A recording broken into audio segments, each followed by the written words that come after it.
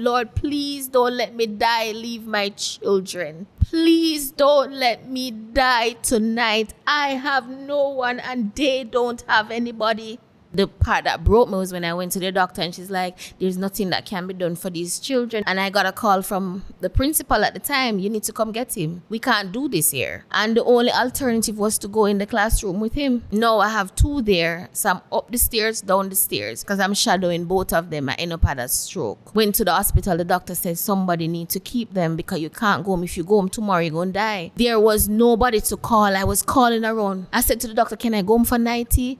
Can I even pack a bag for them? She said, you can't leave. If you leave, you're not going to come back. Not going to come back. Good day to you all. Good day to our viewers. Good to have you viewing with us. And we appreciate your support. We want to just use this opportunity to say thanks to our supporters, our viewers, for your consistent viewing and feedback to the program. We do appreciate it. Thank you so much. But today we have a very beautiful young lady with us on the platform. Her name is Shakira Bryan Davis. Shakira is married. She's a professional. She's a teacher. She's a nurse. She has two handsome boys. So Shakira is with us because with all of that, Shakira has challenges. Shakira, welcome today to the platform. Thank you very much for having me. Good to have you. We're happy that you made yourself available to share your story. And I believe that many thousands of persons are going to benefit by coming to share your stories. Begin to tell me, what are some of the challenges you are having? Yes, you're married, you're a professional, two beautiful boys. That everybody dream for that kind of life.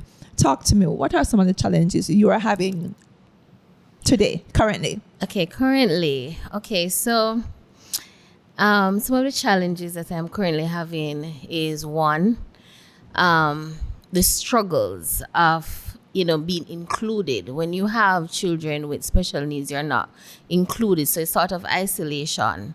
It means that also you have struggles with them going to school, finding the right schools, you say placement, getting assessments done, the financial challenges that comes with it, not only for schooling based on the fact how they eat, getting around, finding someone to just be able to carry you around. Also challenges with dealing with society, how society views them, or they interact with society, because not a lot of persons are taught how to deal with persons with developmental disabilities. So you have challenges on a day-to-day basis because they may not react, or the quote-unquote normal child would react to different situations. And when you're not learned how to deal with them, then it becomes a challenge. So basically, all areas is a challenge, and it not only challenge you those areas, but it challenge you as a person, because if you weren't a patient person, you have to learn how to be patient.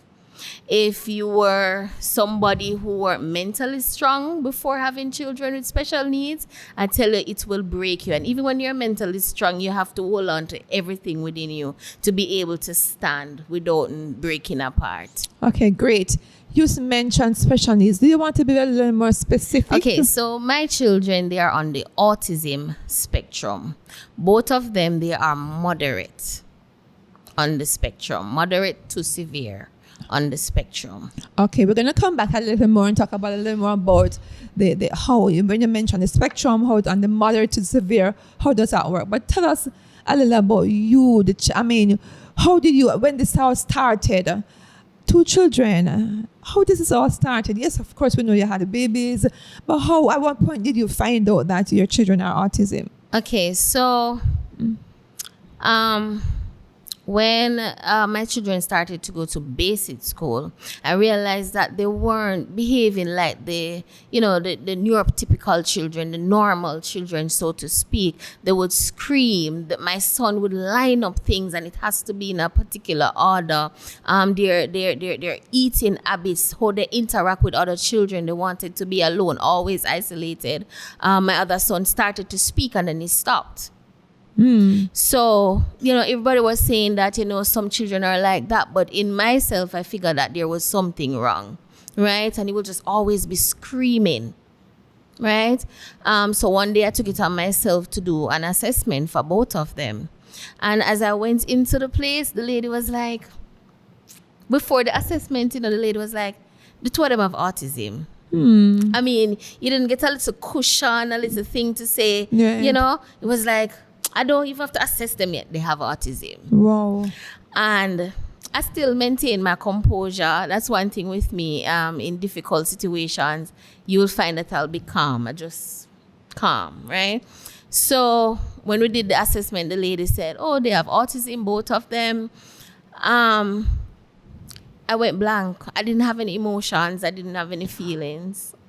How old were they at the time when you found? 5 and 6. Wow, 5 and 6. So you found out what happens next. How did you feel at the moment? You're blank. But what thoughts begin to go through your mind? Nothing. I accepted the paper. I took up my bag and I walked. And I don't know if I was still in shock. I just went and got something to eat. I didn't talk about it to anybody. I didn't cry. I didn't do anything. I just went along until I went to their doctor, and the part that broke me was when I went to their doctor and she's like, there's nothing that can be done for these children. They will never talk. The list of negativity was just so long. And, she was like, sometimes people give them away to the home, or sometimes you have to go overseas to try and get the help. But I'm telling you, it's just not going to work with these children. And that's when I broke. You broke. Tell me about that period when you were broken. Talk about how you felt. I felt angry at God. Okay, talk to us about that. Because I had prayed for them before.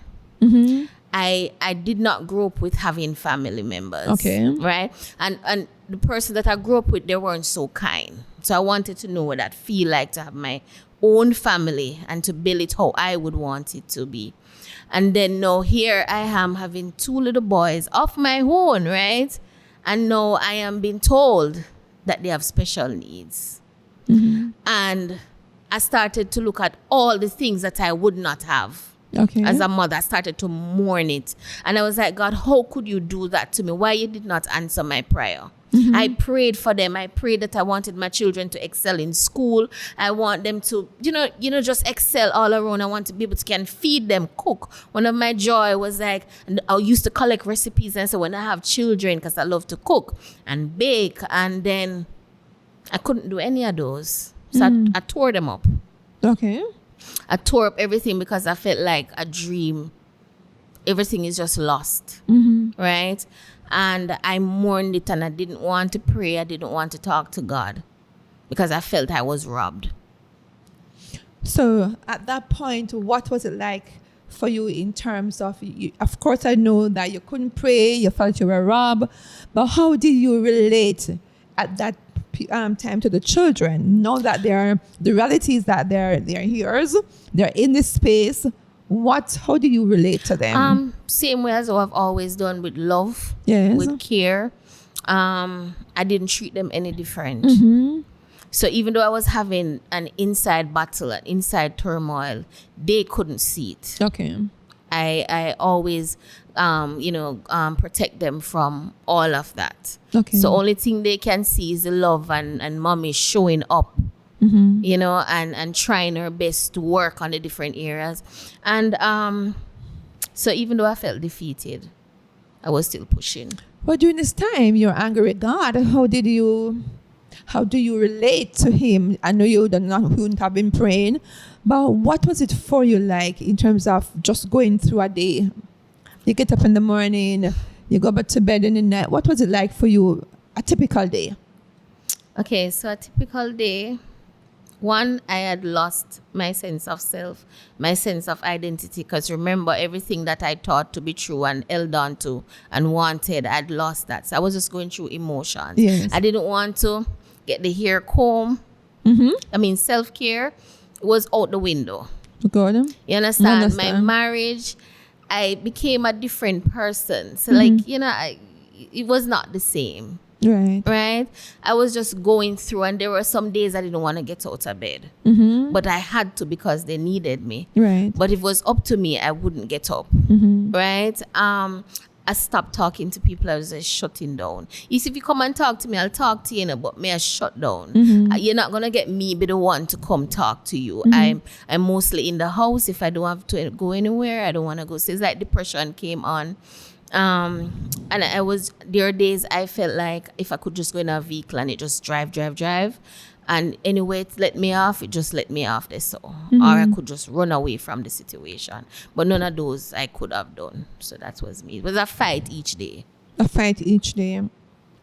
So you're now accepting the situation. You're still going through this process of denial, possible one. You were in denial. But at what point did you begin to accept your reality? To say that, boy, this is not going to go anywhere. Let me know. See, how am I going to deal with it? I'm not even going to look at coping skills yet. How am I going to possibly live with this situation? Did that cross your mind? Yes. How did you handle that question? So, one day, I was looking at them, and the reality is, they don't have no grandmother, they don't have nobody, right? They have mommy, they have daddy. And I said to myself, if I buckle under, so to speak, and I give up, who's going to fight for them? Right? So, I don't know what you call that, but something just rise up in me. And I got up and I went on Facebook and I joined all of the autism support groups. Okay. I went on that and I started to read up on it, and I decided I was not going to accept what I was being told about them. Right. I was not going to accept it. I turned my home now into a classroom. My son used to point and pull at different things. Now I started to label everything. So if he asks for juice, I'm going down, stoop down on my knees, and I'm saying juice with my mouth. Right? So I just started to learn everything because I needed my children to be better. And I realized that, that's the only way I can fight this thing if I start to fight. Okay. Yeah. I know the journey, because we talk a lot about it. At what point, I know the challenges with them going to school, and you had to actually resign from your job. Yes. So you can become their primary caregiver. You had to go to school with them to be the shadow. Talk to us about that, because I know the challenges you shared with me, how to just navigate that more than, and then the challenge with that is that there's two of them. So you can only be at one place at any one time, but then you have two children on the same spectrum. Talk to us about that. Okay, so, wow. Still is rough in that area, sore spot. So I remember when the journey started, with the school journey, I was at work and I got a call from the principal at the time. You need to come get him. We can't do this here. And that broke me. And I said, what can I do to keep him in the school? And the only alternative was to go in the classroom with him in order for him to be at school. But being there, now I have two there. So I'm up the stairs, down the stairs. One in grade 1, one in grade 3. Up the stairs because I'm shadowing both of them. I end up had a stroke. This episode of the Oasis Podcast was sponsored by Holtz Hardware, your trusted source for building materials, electrical supplies, plumbing supplies, and everyday home items. For pickups or deliveries, call our WhatsApp at 876-549-3050 or 876-458-4949. Holtz Hardware. We don't just sell building materials. We care about people, empower women, and build better lives. So when I had the stroke, I said, I can't do this anymore because I'm teaching them at school, teaching them at home. It's not working. So I pulled them out of the system because it was hard. Financially, it got hard. Physically, emotionally, all the alleys, it got hard. And I decided that I'm going to teach them myself. But it still was hard because in this life, as a parent with a child with a developmental disability, it doesn't matter which one, it is hard. Why is it hard? When you don't have a village, you don't have that community. And it is always said you need a community, and I didn't have that. So now I am the teacher, the doctor, did everything there, right? And it took a toll because my husband had to be the one now going to get the bread. So I have to take care of the running of the house, the children, everything. And it gave me another stroke, right? So the journey with them, being in school and me teaching them, yes, they have improved because they are not non-verbal anymore. They are now verbal. But it took a lot of work, and it took a toll on my own health, mentally and physically. We know it's challenge. It must be very challenging with one, and then to know that it is two of them. And you talk about the up and the going upstairs, coming down, just to be able to shadow both of them at different points of the day. I know about the situation where you had a stroke and things just came down on you. Talk to us about how you got to a place where things just came down on you. Yes, all of these things were happening. How were you feeling at that time? Talk to us about let me some of tell those you. emotions.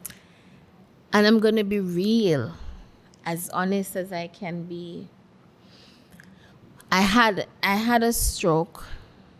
That's bad because now I can't lift my left side and I'm slurring and all of that with my speech.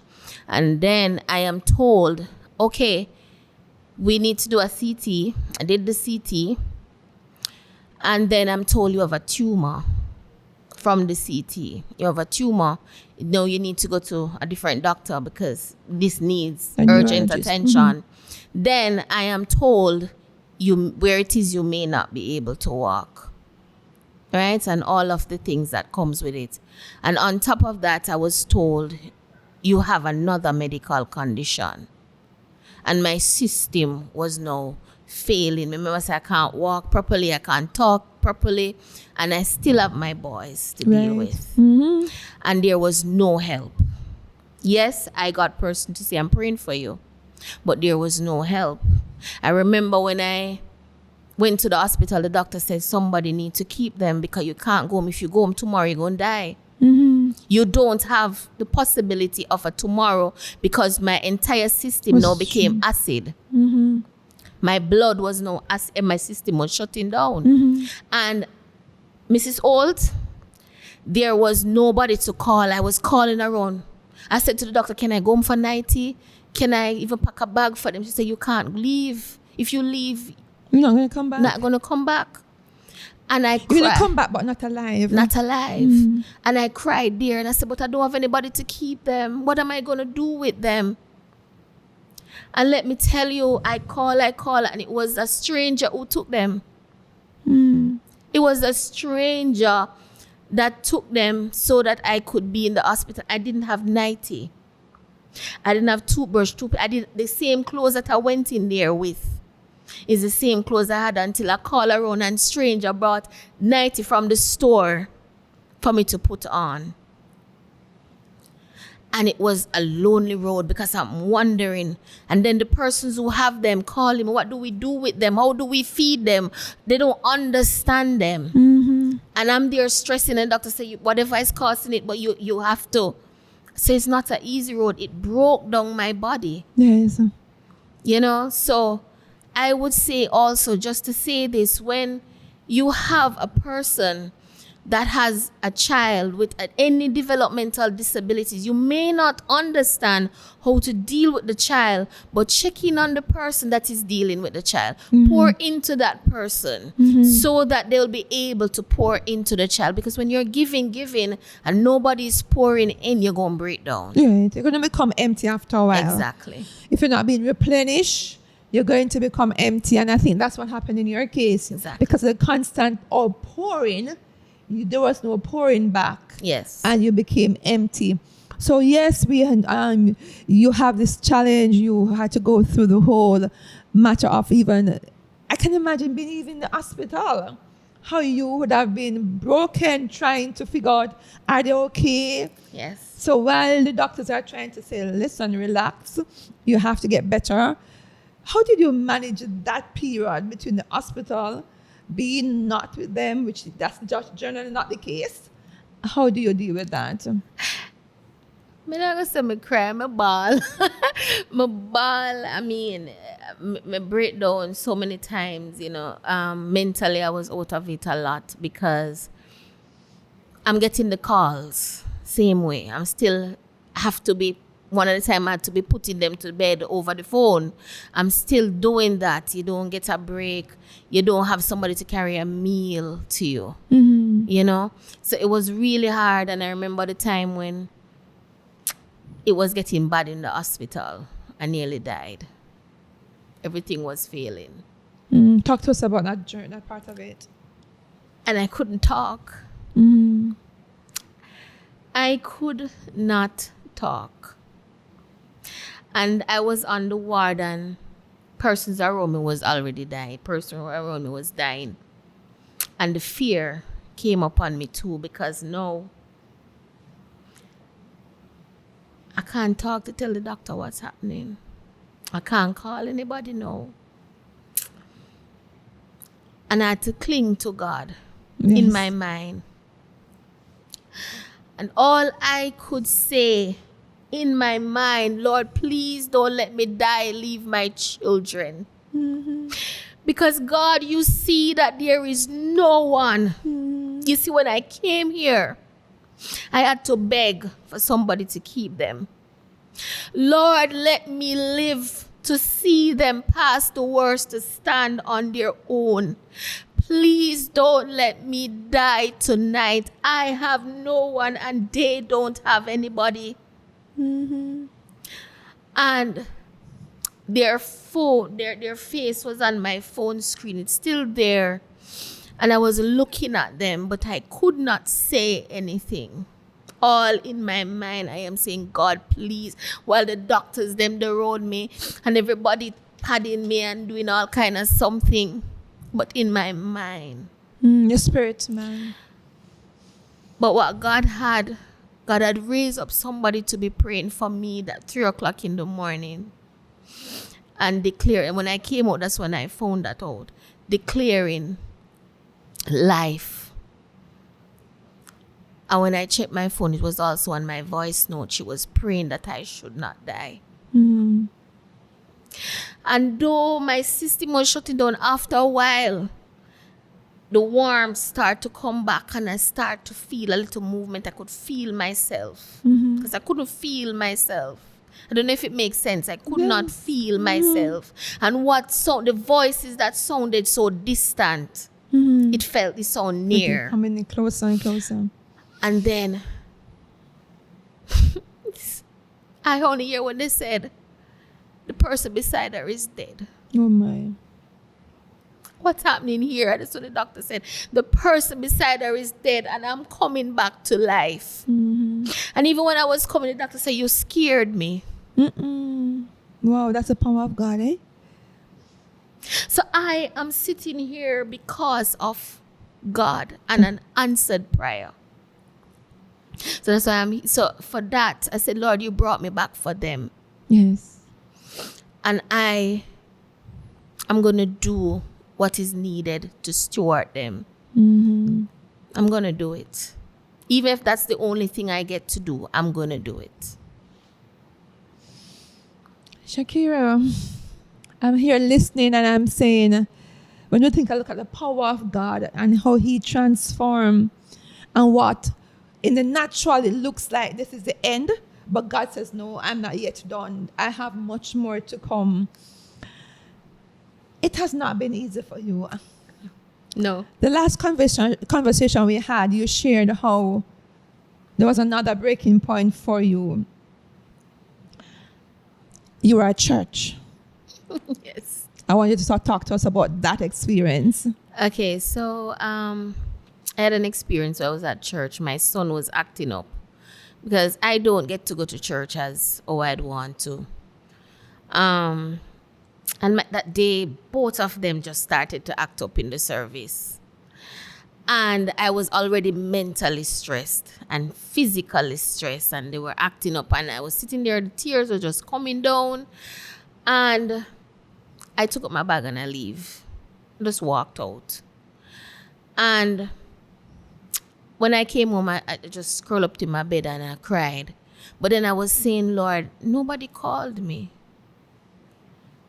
Nobody called to see if I haven't been to church in 5-6 months or, What's happening? This episode of the Oasis Podcast was sponsored by and filmed at the Green Acres Retreat and Conference Center, 330 to 331 St. Agnes Way, Spanish Town. Hosting a wedding, retreat, or conference, we've got space for up to 180 guests, plus cozy overnight rooms, singles, doubles, masters, and family suites. Need add-ons? We offer catering, photography, videography, live streaming, and more. Green Acres Retreat and Conference Center. Call 876-454-4711. We're more than a venue. We're a safe space where healing begins, stories are shared, and lives are restored.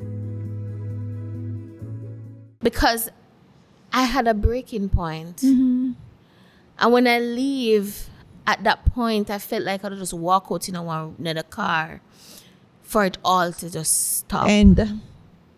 But then again, I look back on them and I said, no, I can't. And I went and I got them something to eat and I came home and just cried. I cried and then I said, Lord, just put me on somebody's mind. Somebody's mind to pray for me. And I was saying, Lord, even persons who don't, as I keep on saying, if you don't understand how to deal with a child with developmental disability, pour into the one that is dealing with them. Because oftentimes we as parents, we don't get to go to church. We don't get invited to the functions. We really don't. Because of the situation. Right? So we're always somewhat, as I said, isolated. It brings loneliness. Sometimes self-care is through the window. Because to go to a salon, them not going to sit down salon for a salon person to do your hair or to do your nails. It's not going to work. So basically, it's like self-care behind. Right? So I'm saying, pour into that person. Can I pray for you today? What's going on? Check in. Shakira, this is not an ordinary role.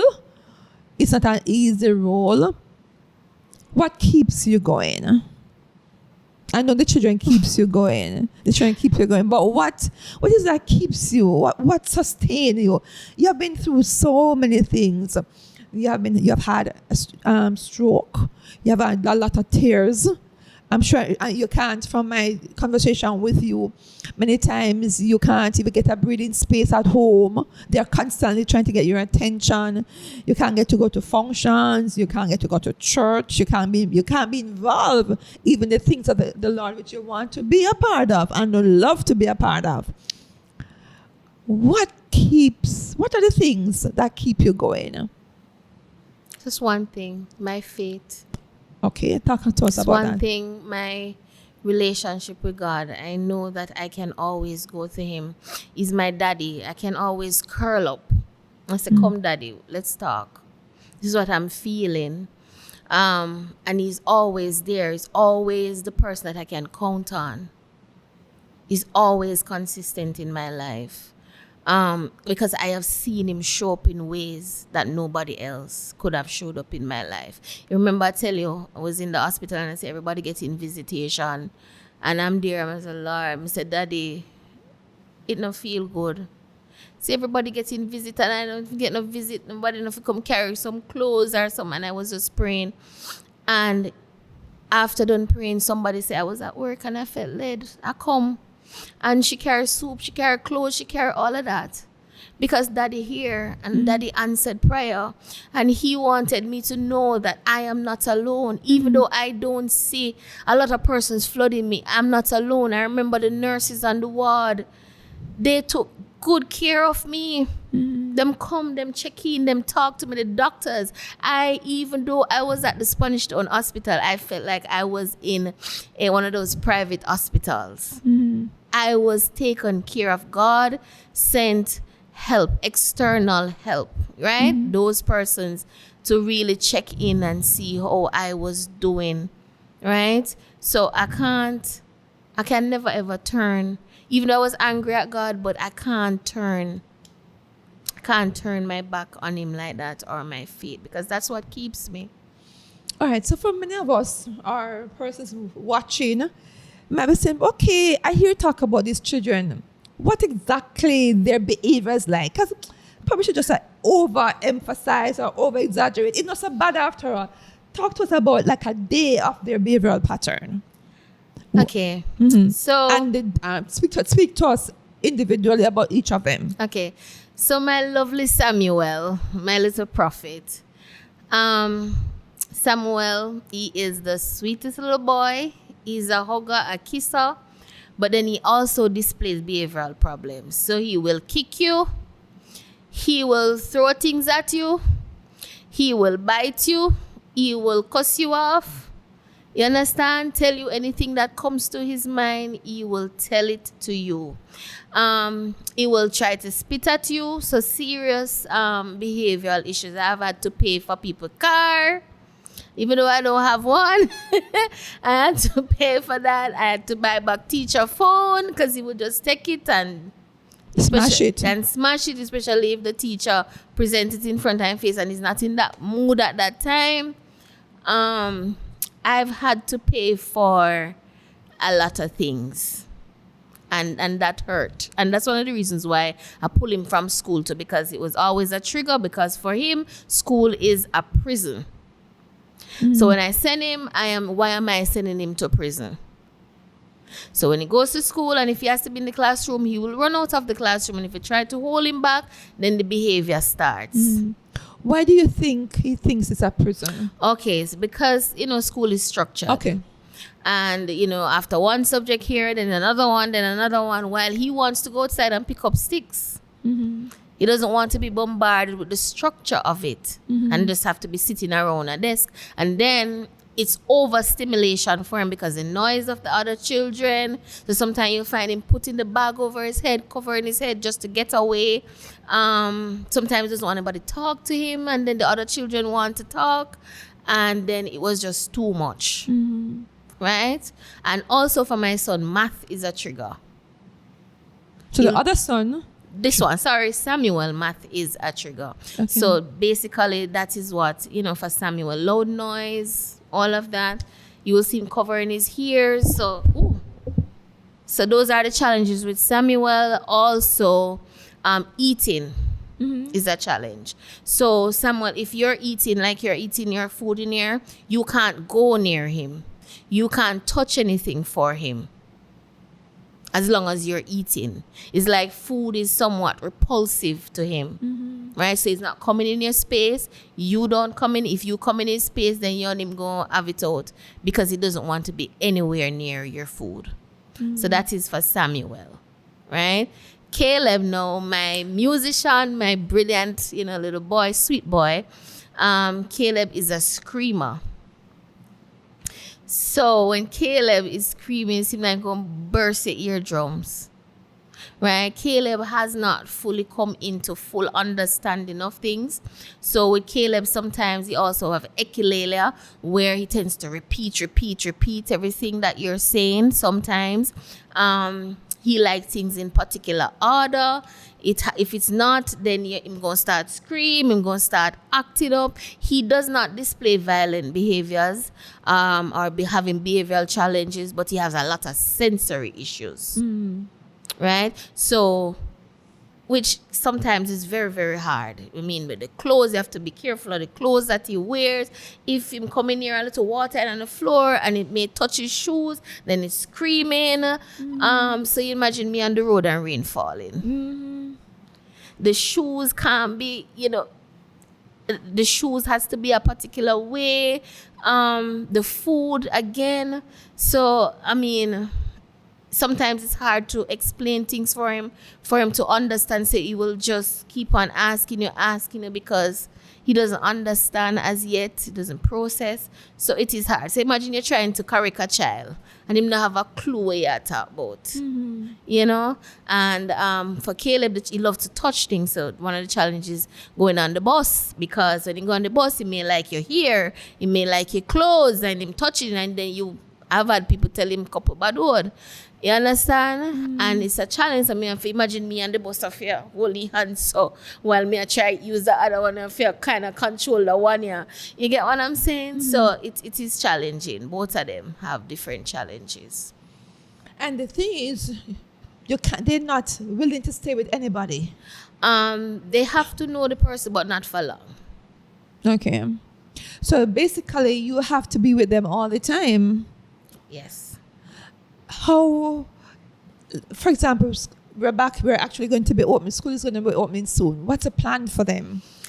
Okay, so this year I've been crying about this year to God for help, especially for Samuel. I don't know what to do, I'm being honest.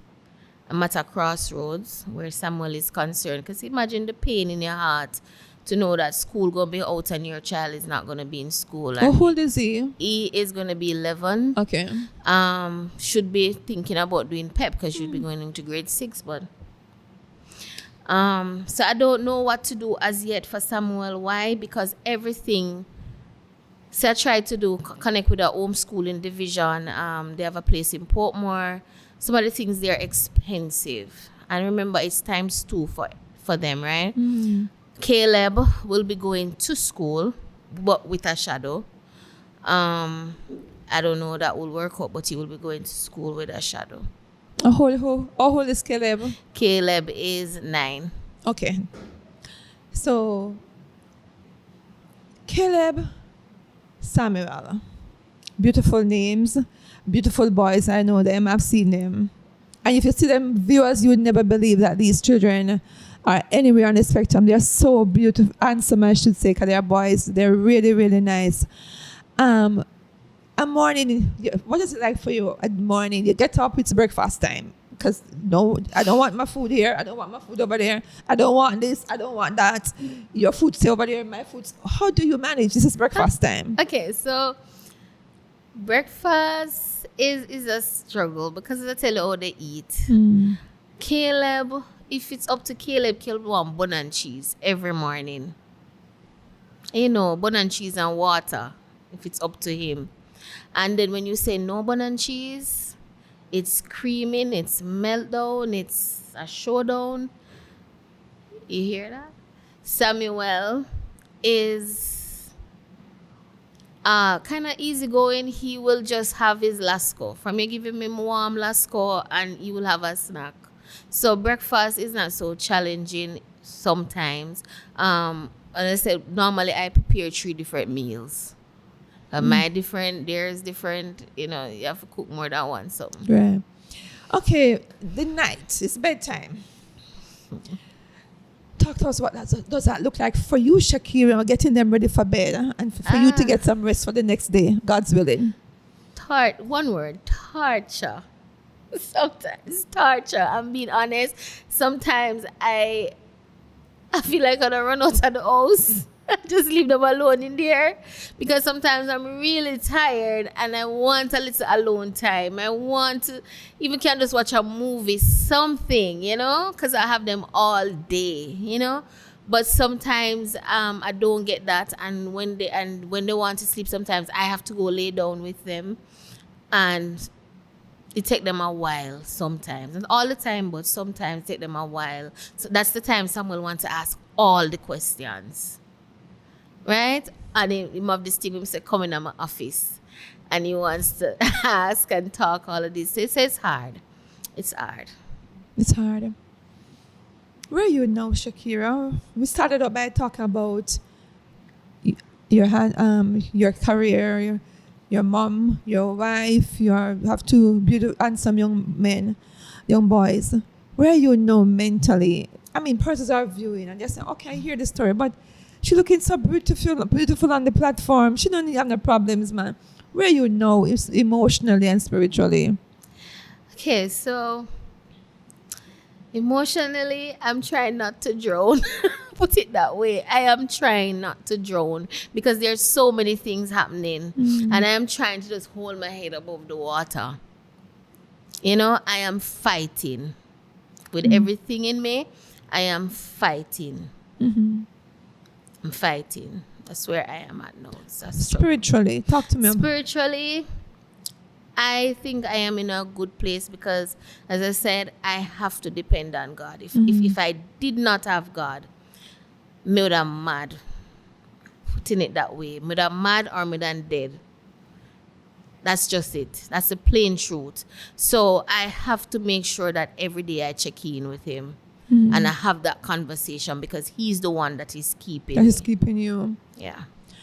As we're wrapping up, there are thousands of persons watching this episode, and they have children, not necessarily autistic children, children with autism, but there's some kind of developmental issues. What would you say to them? Keep fighting. I know that it is hard and it's an emotional roller coaster. And some days you question, why me? When will this ride end? But don't give up. Keep on fighting. There are better days ahead. Don't listen, so to speak, of what the quote-unquote professionals say. I have been there where they tell you that this will never work out. Your child will never be this. But listen, everybody excel at their own pace. Work with your child where the child is at to where you want your child to be. Take your time. Give yourself grace. Don't try to be like everybody else. Be you. Love your child because God created that child for you. And He knows that you can love that child. So be patient. Work with your child.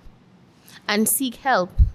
Call for help. There are going to be days when you feel so overwhelmed, so drained. Call for help. Mrs. Holt, know that. I will call her. Call for help because you cannot do it on your own. Call for help. And we're talking to a wide church family. And I remember when you called me and told me you walked out of church that morning. It broke me too because I felt, oh my God, this must be a hard place to be, crying and getting up and just walking out of church that morning with the boys, not feeling that you were alone in this place all by yourself. I wanted to talk to the church community and to say, what do you think we can do different for you and for the other women, mothers who are watching with children with special needs? Okay, so I've spoken to a lot of parents who have children with special needs. I've seen parents say, I haven't been to church a year, 2 years, 5 years. I have to stay online because I don't want my child to disturb the service. But then I feel alone and I feel isolated. I've had persons say that they have to sit in Sunday school with their child so they can't hear the service in main church because they have to be in Sunday school. Some persons would have to go to church late. So most of the service you'd have to miss out because your child can't manage that length, right? And then you have the other set where the child can't manage the loud noise from the mic and, just the sound system. And some children don't want the noise cancelling earphones like my son. They have it, but they don't want to wear it, right? So I would say, one, try to educate. Persons who do Sunday school, also, members of the church, because sometimes you have conferences. So you make one of the conference an education conference. How do I deal with persons with developmental disabilities in the church? What are their needs? What can we do?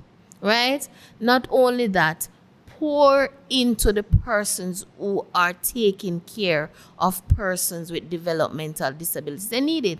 Even if they can't come to church, call them. Pray with them. Just like how you have home visit for the elderly and the shut-in, do some home visit too. Check in. How are you doing? Right? Ask the parents, get the parents involved too. Or those persons, adults, because you have adults who have developmental disabilities.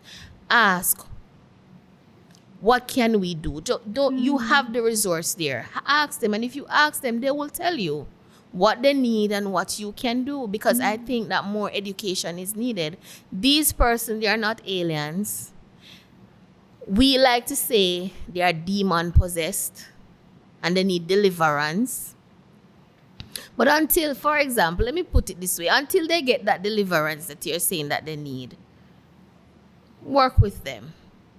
Because there was a time when I gave up There's a part in the Bible that says when there's a sick among you, you take them to the leaders. There was a part when I didn't want to do that anymore, because every time I bring my son, him come back home the same way, right? Mm-hmm. And I was like, God, me no say when I Bible and no fairy tale, you know. You get what I'm saying? Yes. So it's something that we need, because more and more we're having children and persons coming in the church with developmental disabilities, and they are just swept aside. Mm-hmm. And it cannot be so. Too many parents, too many persons crying out. Yeah. So you have put on the table quite a bit of recommendations that as a church that can really look at and see how we can better support the parents, the mothers, the children in terms of the whole the process of development and growth, because ultimately that's what we're about. Shakira, I know that for some time this has been your life. It's like one day it was like this, and the next day, this is it. Change. Yes, and how you see future? I mean, I know we're not looking in the future, but as an individual, each day you get to visit, am I going to be always like this, or am I going to one day go back to teaching, or to work in my area of profession? I'm sure that those thoughts must cross your mind. All the time. All the time. Good. Well, talk to us, because there are mothers who are watching and wondering, is this the end of a journey for me? I mean, this is it for me? What do you have to say? So I thought it was the end of the journey for me. Thought that, it was just over. I am just Samuel and Caleb's mom, and I am just a wife too, right? And then I wasn't doing anything in church, and that also break me. But then the Lord said, bloom where you're planted.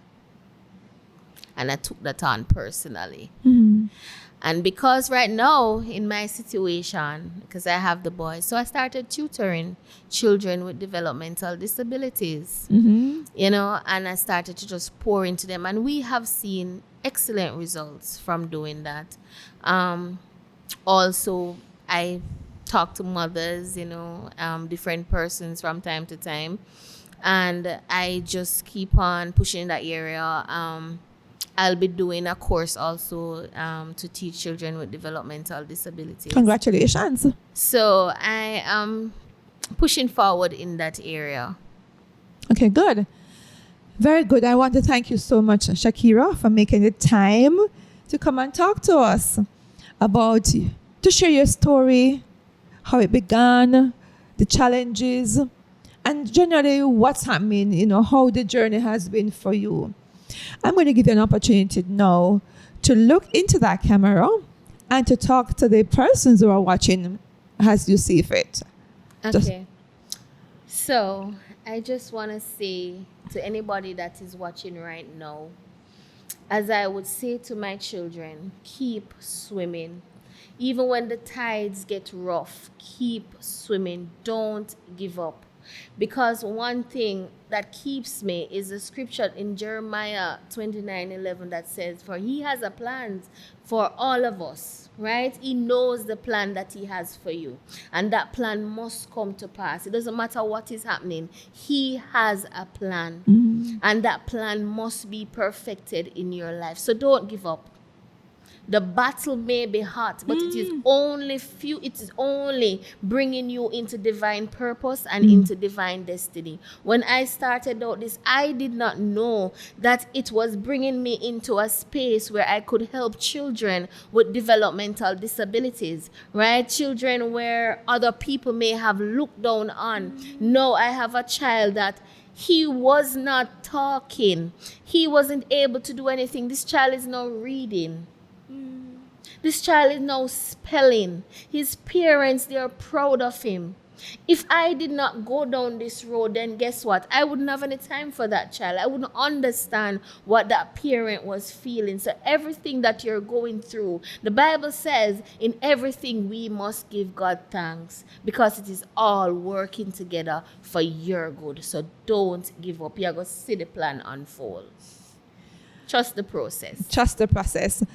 Thank you so much, Shakira. Thank you for coming.